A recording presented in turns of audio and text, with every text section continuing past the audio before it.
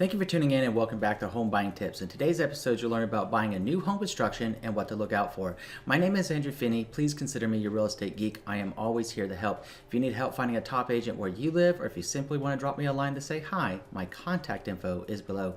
If you haven't already done so, please go ahead and subscribe to this channel now and like this video. Thank you. So let's go ahead and get into why do people buy a new home construction. If you're watching this video right now, the reason that you wanted to buy a new home construction, and more than likely, is because you didn't want to inherit someone's worn out carpet, their old appliances, the taste that they had in their kitchen, and you didn't want to have to go through a home renovation to make the home your new dream home. So let's go ahead and talk about some of the most important things you can do whenever you're planning to buy a new home construction. The first thing that you want to do is to actually hire your own agent to start your hunt. It's important to note that many builders will not allow you to hire your own buyer agent if you wander into the new home sales office without representation. Make sure that whenever you plan on visiting a new home construction site, you either tell the new home agent, hey, I'm working with an agent, or let them know who the agent is that you're working with, or simply tell them that you don't want to sign anything at that time. If you sign anything and then later on you decide, hey, my best interest should really be looked out for here and I would like my own representation with my own buyer agent, if you went there without that buyer agent, then a lot of builders aren't going to allow you now to be represented by them. And that's the big deal right there, is making sure that you don't get hosed by not having your own representation with your own buyer agent looking out for your best interest. So let's go ahead and introduce you into a couple of things to do with the builders. So the builder sales agents are paid to represent the builder regardless of what they tell you. They're there to represent the builder. That's what they do. Many will use high pressure tactics to persuade you to sign a contract, and due to the high volume nature of brand new home sales, lots and builders agents are paid less than the traditional commission. So some of them actually earn a salary plus incentives for selling those homes. So the turnover is really important to those new home agents so that they can maintain their livelihood. When you hire a buyer agent to represent you, most of the time, your agent will be paid by the seller, in this case by the builder. But sometimes the responsibility of the agent's fee might come onto you depending on the builder that you're looking at for, if it's a small builder or a big builder. But most of the time, you're not gonna have to worry about paying your buyer agent fee. It's gonna actually be paid for by the seller. So that's something to keep in mind, and that's always open for discussion as well about how that situation works. Now, your own buyer agent, what they're gonna do is they're gonna be representing your best interest. And we as professional real estate agents actually have something called fiduciary duties. And fiduciary duties, to put it in simple terms here, what they are is that we're going to be obedient, we're going to be loyal, we're going to give you full disclosure, give you full accounting of any and all monies that are exchanged, a practice that is normally done now through the escrow. So not quite the issue as it used to be, but nonetheless, we're going to make sure that you have full accounting, and we're going to keep your confidence, and we're going to give you what's called reasonable skill and care. Those are fiduciary duties, 6 of them, that we owe you to uphold your best interest, to make sure that you're being watched out for, and that since we know this process as a trusted real estate advisor, we're looking out for you to make sure that you get the best deal possible on your brand new home, and also not getting hosed in the process or just slayed out. Because I've worked with a lot of families in new home construction, and let me tell you, it's horrific when we come up on the final walkthrough only to realize that there's a lot of things that need to be done. You know, the builders say, hey, don't come out until we're ready for the final walkthrough. Well, you get there and maybe all the baseboards got to be ripped off because they were screwed up to begin with, or maybe the appliances aren't working and they're brand new, right? So there's issues that can pop up, and you know, ideally those don't happen. There's different quality builders out there. At the same time, that's why you have a professional buyer agent looking out for you. And the next tip is to not automatically use the builder's lender. You don't automatically want to go with the builder's lender. Builders often prefer that you use their own lender because the builder will be kept fully informed of your personal progress and your financial information. And it's also one-stop shopping for a builder, and that's why a lot of people will actually use a builder's lender. It's just because it's easier. People always like the path of least resistance. Well, have you ever considered what the path of least resistance is going to get you, especially when you're talking about such a major purchase? So don't automatically use the builder's lender. Look at the talk to your trusted real estate advisor, see who they know as great local loan officers to chat with, get a second opinion, and make sure that whatever you're choosing to do with whatever lender you choose to work with is giving you the best deal possible, and you don't have to worry about somebody else looking out for someone else, because that lender, even though they're going to be giving you that loan, guess what? They're reporting back to the builder. So if you went into a new home construction on your own without your own representation, what's happening here? You got the builder who wants to sell you a product. You got a new home agent there that is representing the builder's interest. You got a lender there that's in partnership with that builder that's also reporting back to your financial situation to them, as opposed to having your own representation, making sure that your own best interests are looked at. Now, the other thing that you might want to do is, like I said, consider alternate sources to find a lender. Maybe you want to talk to your credit union, your own bank. Generally, local loan officers that have a practice of originating these loans will definitely be the best source of information and probably have the better loan tools as well. Shop around, interview them, make sure that the right mortgage broker or loan officer that you're using is somebody that you feel comfortable with and that you can trust, and somebody that you want to do business with. Ask to see a copy of your own credit report and your FICO scores so that you know what's going on, and you can always order your own as well or use Credit Karma to get an idea. Just know that Credit Karma is a good benchmark, but it's not going to be the exact number that you're going to find in your actual credit report or FICO scores that when a lender pulls it. Talk to your local loan officer about that to figure out, to find out more about why that is. Now, initially, what you would like to get from your lender is actually what's called a good faith estimate. A good faith estimate is to make sure that you are knowing exactly what kind of loan you're getting into, how much it's going to cost you to get into that loan, and what your overall monthly mortgage is going to be going forward, from your principal to your interest to your property taxes to your homeowner's insurance. And a lot of new home construction does have HOA fees, homeowners association fees as well. So you combine all of that stuff together to come up with an overall monthly amount, so that you know before you owe and you know before you go exactly what kind of budget you need to be having in mind going forward. Now, another thing that you might want to consider is actually obtaining legal advice before you buy your brand new home. Sometimes it's a really good idea before you sign a purchase agreement to talk to a real estate lawyer. Standard purchase agreements are designed to keep everybody out of court, but they don't necessarily contain language that protects you, the buyer, in the new home construction. Ask a lot of questions, and ask about, especially if you see anything about removal contingencies.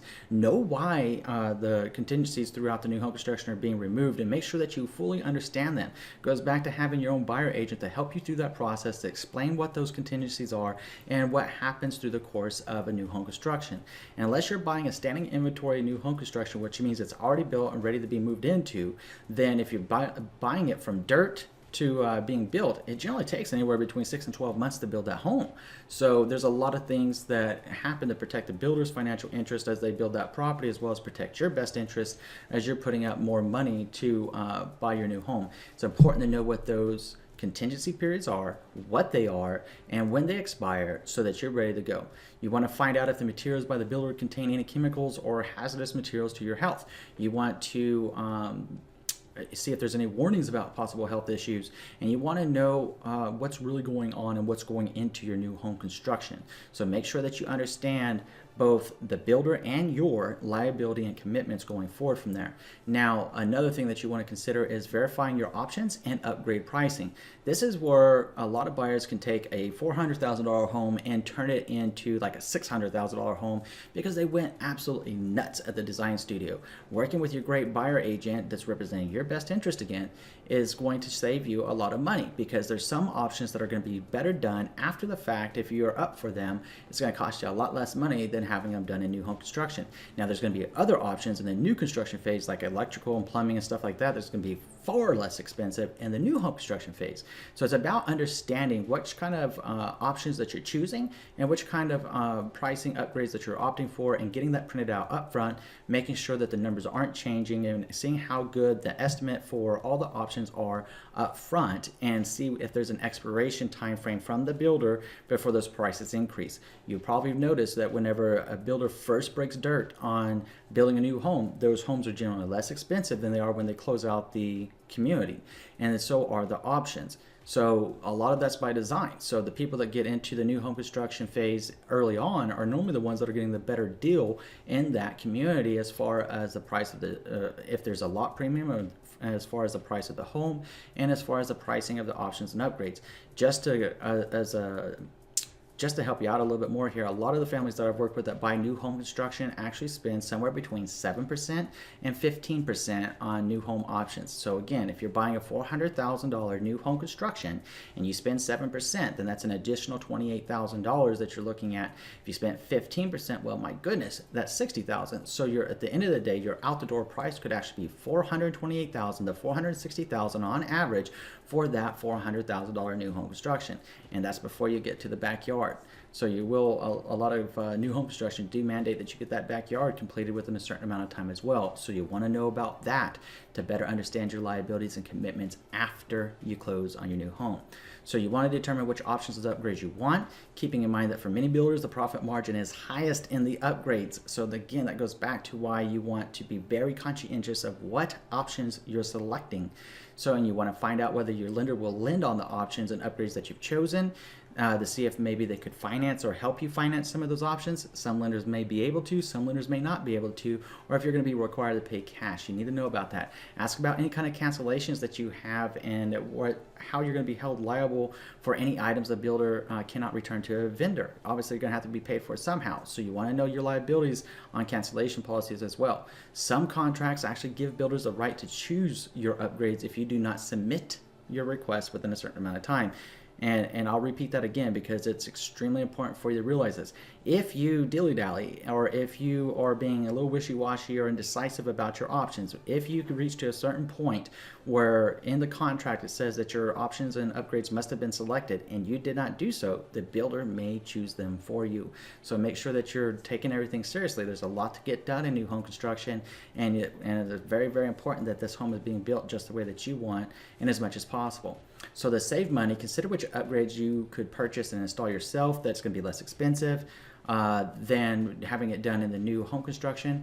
And then realize that, like I said earlier, that some of the upgrades, like maybe a Cat 5 or a DSS or security wiring inside the walls, are easy to do before construction or while in construction.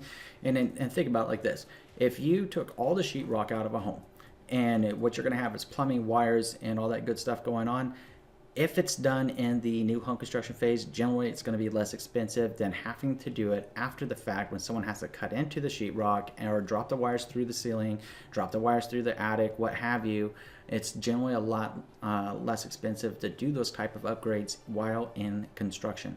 So the other thing you want to talk about is that if you've had a bad experience with a builder, word's going to spread very, very quickly. And when that happens, then and that can be a really bad thing for a builder because they might have a very difficult time actually selling the rest of their product. So if you see some people there, maybe you're in the middle of the phase of the new home construction, you might want to ask some of the owners there, if you have the opportunity to run into them or your buyer agent does, ask them how happy they are with the builder. Ask them how their experience was building their new home. Ask them how the finished product is to live in and what they think of the community and are they enjoying it. If it's all positive stuff, great. If it's bad stuff, then maybe you want to consider a different community or determining whether that's actually going to be the best community for you and what you're looking for.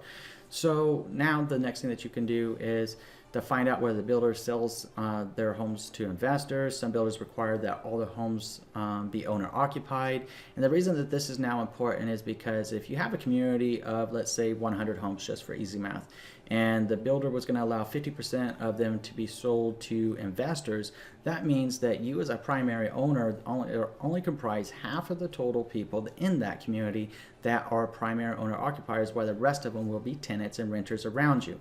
Most homeowners don't like the idea of having a lot of renters around them because that's why you bought a home, was to get away from being around a lot of renters, like if you were in an apartment structure or what have you, as opposed to living in a new home construction with other primary owners, because we all know that nobody's going to take better care of a home than the primary occupant of that home.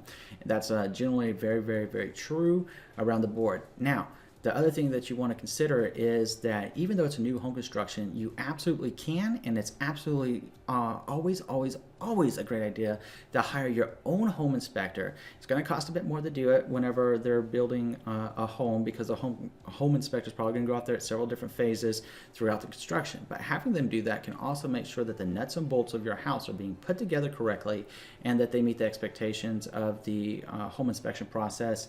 and it gives you an extra set of eyes in addition to your own buyer agent and loan officer that are going to be assisting you, making sure your best interests are represented.